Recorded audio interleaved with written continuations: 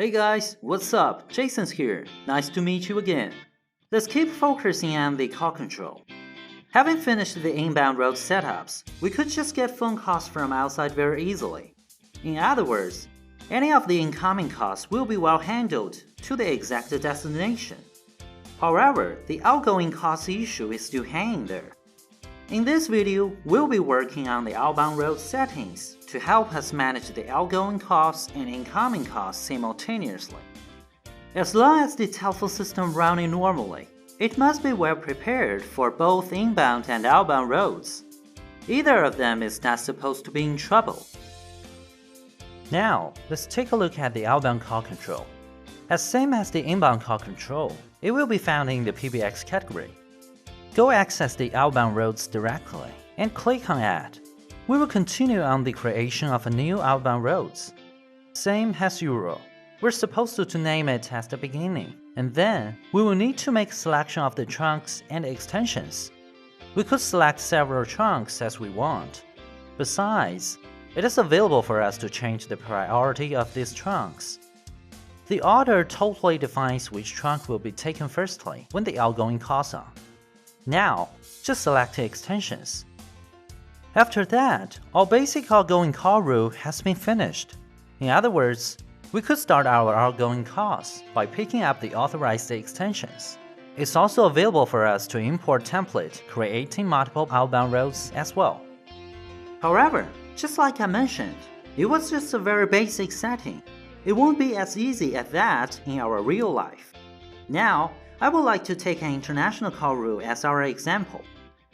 First, we will need to name it as international. And here comes the point, the dial patterns. Just have a quick look at the definition of it. As we can see, it has a quite complex rule so that we can set a very accurate method to send our phone calls to the final destination. It is the rule to define our dialing. Let's set the dial pattern. Take number 9 as the first digit of the pattern. Basically, we will choose the number which is not used as the internal extension number, so that the PBX system will recognize the call is for outgoing instead making mistakes.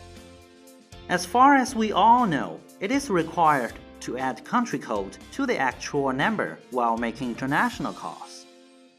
Normally, we will also need to dial 00 with the country code. So, putting 00 with a dot. Just have a quick look at the definition. The dot means there's still something remaining, because the number hasn't been finished by 3 digits. You might also want to know about the strip. As we were discussing, the number 9 doesn't belong to the actual number.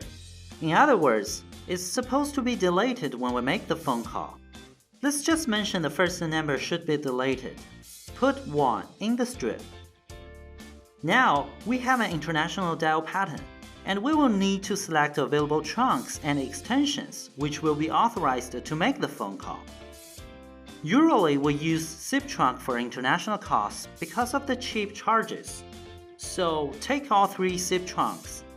Let's select extensions. Take an example. James, Leah, and Kate belong to the sales team. Basically, it's allowed to make international calls only for sales team. So just take these to 3 persons. Currently, we just finished the basic settings of this international outbound road, which means any of those 3 persons can make international calls whenever they want. But we're pretty much sure about our job hasn't been finished yet. Here we get a password. As we can see, there are 2 options. Anyway, both options are for helping us to manage this international outbound road. Currently, we have 3 available extensions to make international calls, which means anyone in the company can make international calls just by picking up the extension 1003, 1004, and 1005. It is absolutely not what we want. Setting a single pane or a pane list could help us to figure it out. With the help of the password, we can make our monitoring and managing job become more than just easy. Single pane is just one single password. As for pane list, as we can see here, it will be more complex. Take an example. Currently, we have 3 agents who are authorized to make international calls. We can set a ping list which covers 3 different passwords, like 111, 222, and 333. Basically, we could just drop those 3 passwords to every single agent separately, and enable recording CDR. From now on, we will have a very clear record in the CDR to check which agent exactly made international calls.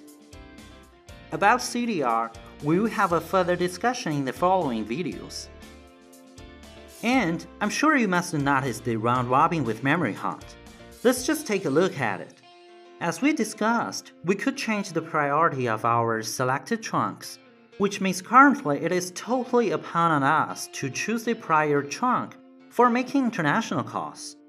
In other words, it will always be used if the first trunk is available. That sounds not quite so reasonable. Well, when we enable the round robin with memory hunt, the selected 3 trunks will start shifting automatically, which means the system will shift the usage of the selected trunks when we have the international calls, so that there is no chunk be overused or be set aside. That is totally a very efficient method for us to make full use of all resources. Sounds pretty good, right? That was all for the outbound route settings. Now, we will need one last step to finish our job. Just click on Save and Apply.